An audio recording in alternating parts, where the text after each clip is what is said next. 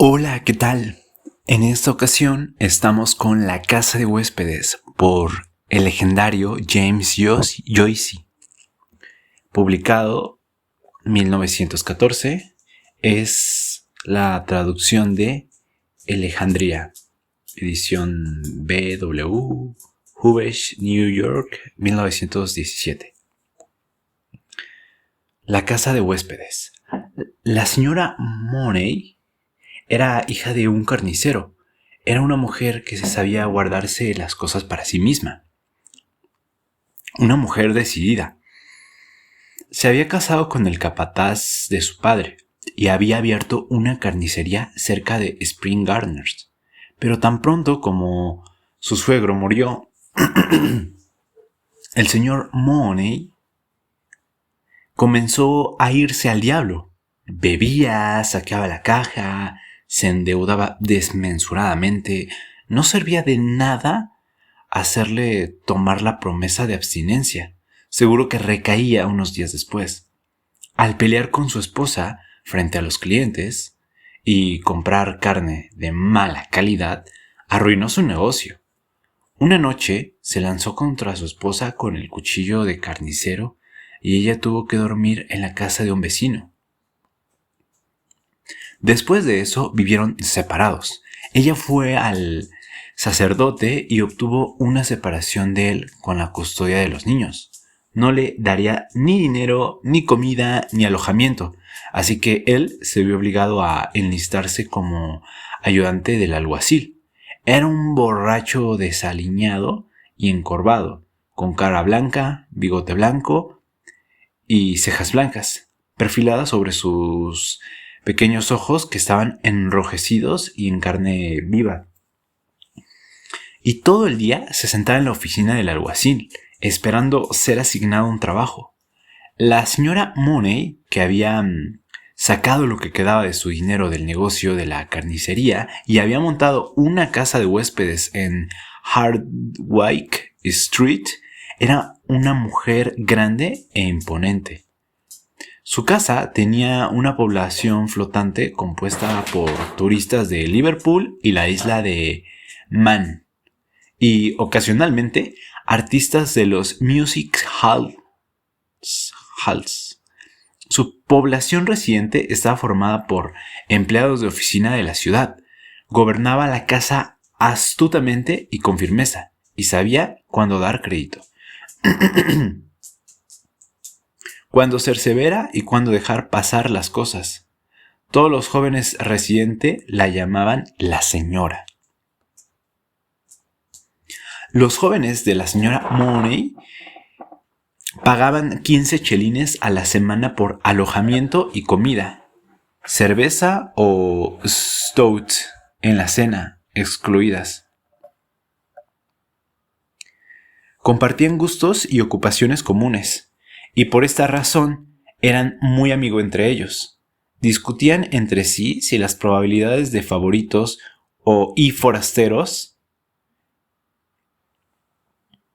Jack Money y el hijo de la señora, que era empleado de un agente de comisiones en Fleet Street, tenía la reputación de ser un tipo duro.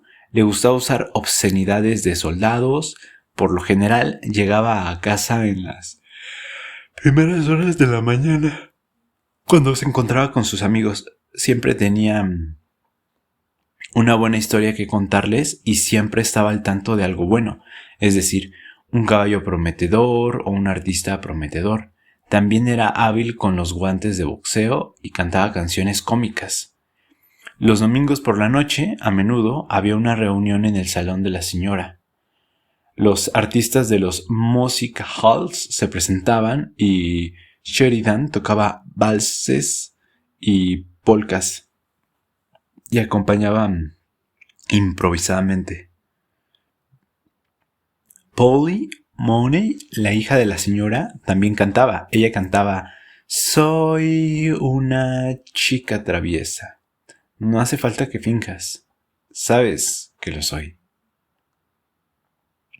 Polly era una chica delgada de 19 años. Tenía cabello suave y claro y una boca pequeña y llena. Sus ojos, que eran grises con un matiz de verde, tenían la costumbre de mirar hacia arriba cuando hablaba con alguien, lo que le hacía parecer una pequeña Madonna perversa. La señora Money había enviado a su hija a ser mecanógrafa en la oficina de un comerciante de cereales, pero como un alguacil deshonroso solía venir día por medio a la oficina pidiendo hablar con su hija, la había traído de vuelta a casa y la había puesto a hacer las tareas domésticas. Como Polly era muy animada, la intención era darle libertad con los jóvenes. Además, a los jóvenes les gusta sentir que hay una joven no muy lejos. Polly, por supuesto, coqueteaba con los jóvenes, pero la señora Money, que era una astuta juez, sabía que los jóvenes solo estaban pasando el tiempo. Ninguno de ellos tenía intenciones serias.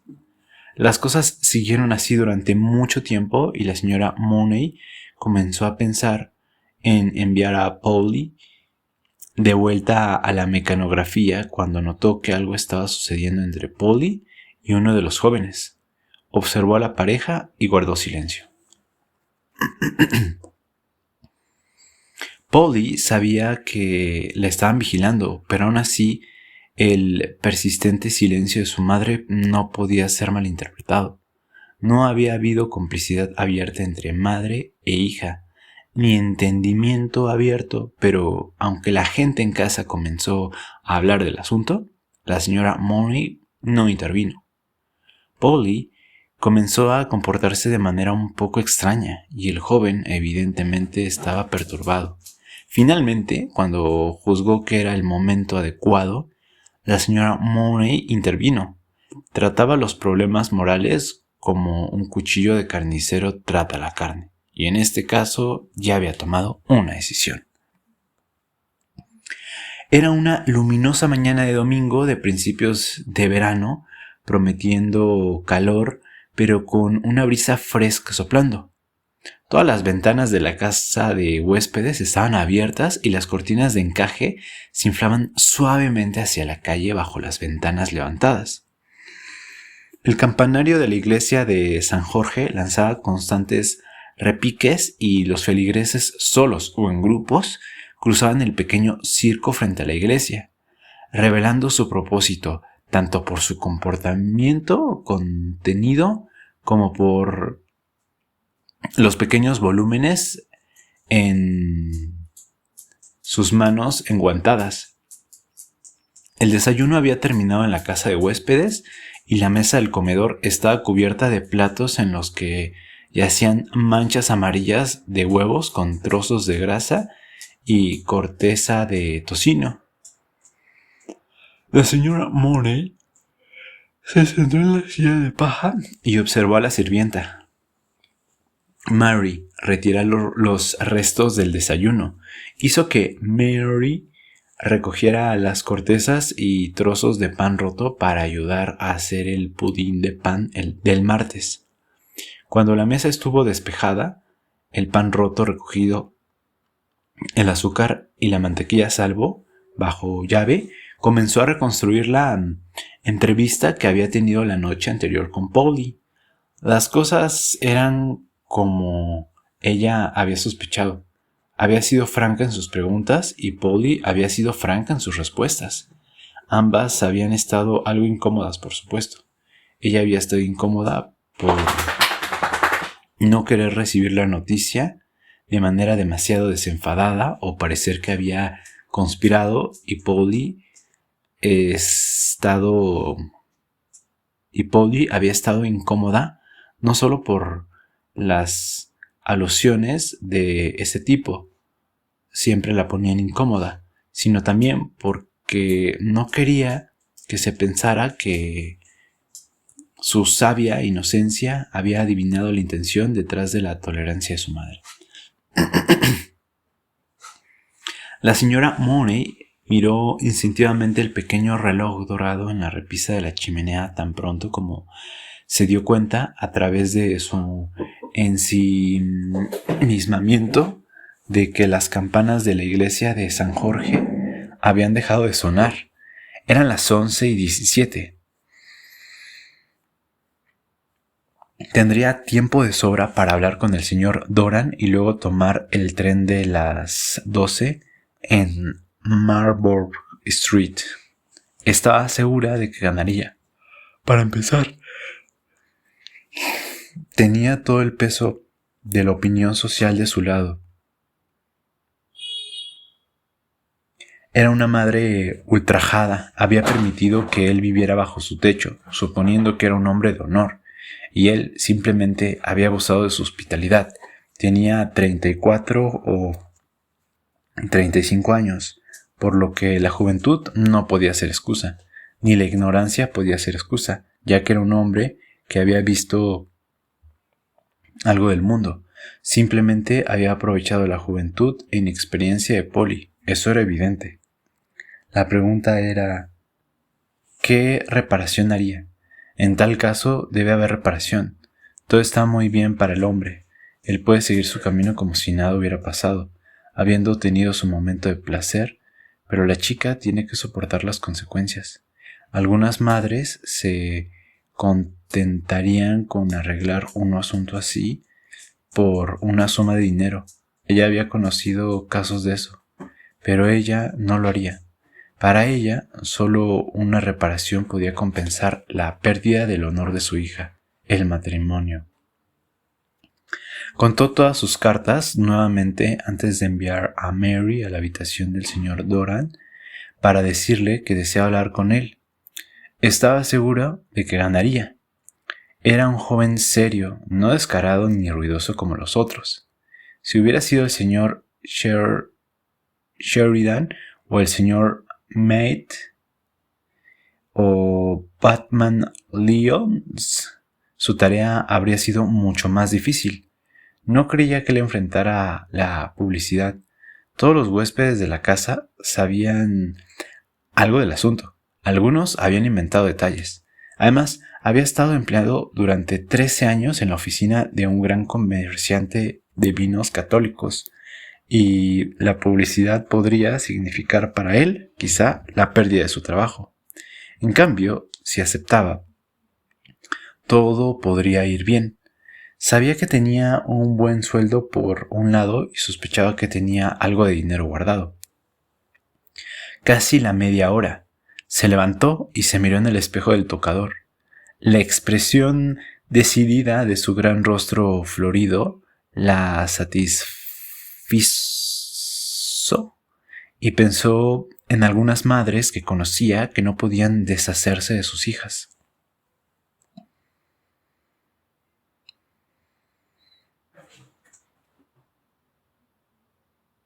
El señor Doran estaba muy ansioso aquella mañana de domingo. Había intentado afeitarse 2 veces, pero su mano estaba tan inestable que se había visto obligado a desistir. Una barba rojiza de 3 días bordeaba sus mandíbulas y cada 2 o 3 minutos se formaba una neblina en sus gafas, por lo que tenía que quitárselas y pulirlas con su pañuelo. El recuerdo de su confesión de la noche anterior era una causa de agudo dolor para él. El sacerdote había sacado hasta el último detalle ridículo del asunto, y al final había magnificado tanto su pecado que casi se sentía agradecido de que se le ofreciera una salida de reparación. El daño estaba hecho. ¿Qué podía hacer ahora si no casarse con ella o huir?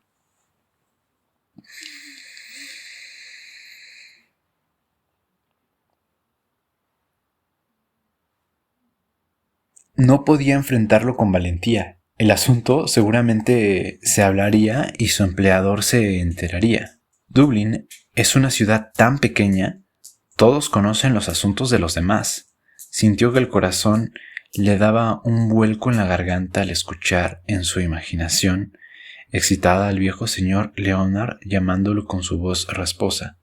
Mande al señor Doran aquí, por favor. Todos sus largos años de servicio desperdiciados, toda su industria y diligencia tirada por la borda. Cuando era joven, había sembrado su avena salvaje, por supuesto. Había alardeado de su libre pensamiento y negado la existencia de Dios a sus compañeros en los pubs. Pero eso ya había pasado y terminado, casi. Todavía compraba un ejemplar del Reynolds Newspaper cada semana, pero cumplía con sus deberes religiosos y durante 9/10 partes del año llevaba una vida regular. Tenía dinero suficiente para asentarse. No era eso, pero la familia la despreciaría. Primero estaba su padre, deshonroso, y luego la casa de huéspedes de su madre estaba empezando a adquirir cierta fama. Tenía la sensación de que lo estaban engañando. Podía imaginarse a sus amigos hablando del asunto y riéndose. Ella era un poco vulgar. A veces decían I seen y I'd haven't know. Pero ¿qué importaría la gramática si realmente la amara? No podía decidir si gustarle o despreciarla por lo que había hecho. Por supuesto, él también lo había hecho. Su instinto le instaba a mantenerse libre, a no casarse. Una vez que te casas, está acabado, le decía. Mientras estaba sentado, imponente al borde de la cama, en camisa y pantalones, ella llamó suavemente a su puerta y entró. Le contó todo, que se lo había confesado a su madre y que su madre hablaría con él esa mañana. Ella lloró y le echó los brazos al cuello diciendo: «Oh, Bob, Bob, ¿qué voy a hacer? ¿Qué voy a hacer?». Dijo que se pondría fin a sí misma. Él la consoló débilmente, diciéndole que no llorara, que todo estaría bien, que no tuviera miedo. Sentía contra su camisa la agitación de su pecho. No era del todo culpa suya que hubiera sucedido. Recordaba bien con la curiosa memoria paciente del célibe las primeras caricias casuales que su vestido, su aliento, sus dedos le habían dado. Luego, una noche tarde, cuando se estaba desnudando para acostarse, ella llamó a su puerta, tímidamente. Quería encender su vela en la suya, porque la suya se había apagado por una ráfaga. Era su noche de baño. Llevaba una chaqueta suelta de franela estampada. Su empeine blanco brillaba en la abertura de sus zapatillas de piel y la sangre brillaba cálidamente detrás de su piel perfumada, de sus manos y muñecas también. Mientras se encendía y estabilizaba su vela, surgía un tenue perfume. Las noches en que él llegaba muy tarde, era ella quien le calentaba la cena. Apenas sabía lo que estaba comiendo, sintiéndola a su lado. Sola, de noche, en la casa durmiente, y su consideración. Si la noche estaba fría, húmeda o ventanosa, siempre había un pequeño vaso de ponche listo para él. Quizás podrían ser felices juntos. Solían subir juntos las escaleras de puntillas, cada uno con una vela, y en el tercer rellano intercambiaban reluctantes buenas noches. Solían besarse. Recordaba bien sus ojos, el toque de su mano y su delirio. Pero el delirio pasa, repitió su frase aplicándola a sí mismo. ¿Qué voy a hacer? El instinto del célibe le advirtió que se contuviera, pero el pecado estaba allí. Incluso su sentido del honor le decía que debía hacerse una reparación por tal pecado.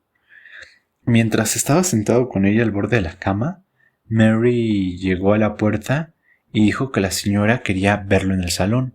Se levantó para ponerse el abrigo y el chaleco, más impotente que nunca. Cuando estuvo vestido, se acercó a ella para consolarla. Todo estaría bien, no tuviera miedo. La dejó llorando en la cama y gimiendo suavemente. Oh, Dios mío. Bajando las escaleras, sus gafas se empeñaron tanto que tuvo que quitárselas y pulirlas. Deseaba ascender por el techo y volar a otro país, donde nunca volvería a oír hablar de su problema, y sin embargo, una fuerza lo empujaba escaleras abajo paso a paso. Los implacables rostros de su empleador y de la señora observaban su incomodidad. En el último tramo de escaleras, pasó junto a Jack Money, que subía desde la despensa con 2 botellas de Bass. Se saludaron fríamente y los ojos del amante se posaron por 1 segundo o 2 en una cara gruesa de bulldog y un par de brazos gruesos y cortos. Cuando llegó al pie de la escalera, miró hacia arriba y vio a Jack observándolo desde la puerta del cuarto de servicio. De repente recordó la noche en que uno de los artistas del Music Hall, un pequeño londinense rubio,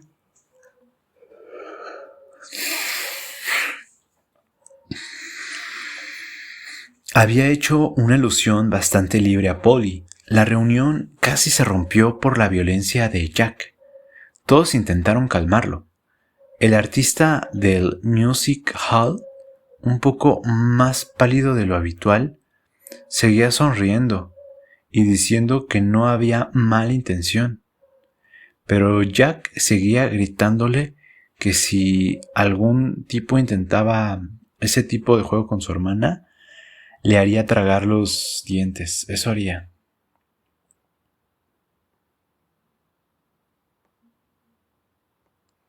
Polly se sentó un rato al borde de la cama, llorando.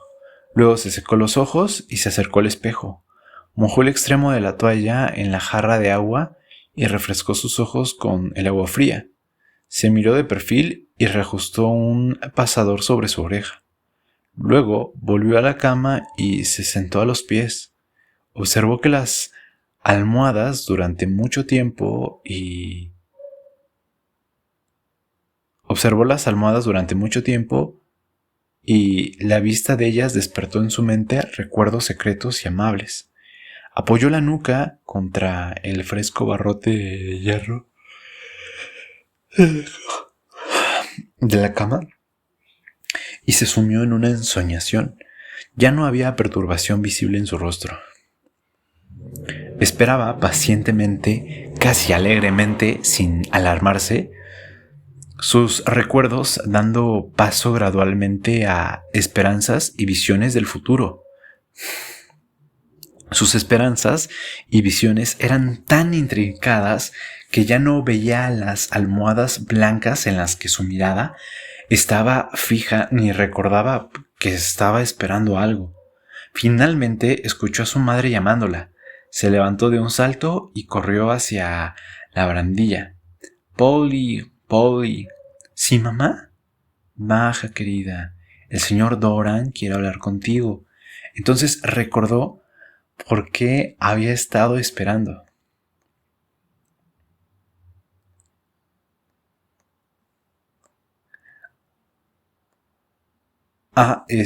Ya terminó el cuento. Es que creo que son cortitos, ¿no? Es que dice la casa de huéspedes, James Josie, la casa de huéspedes. Sí, ya terminó.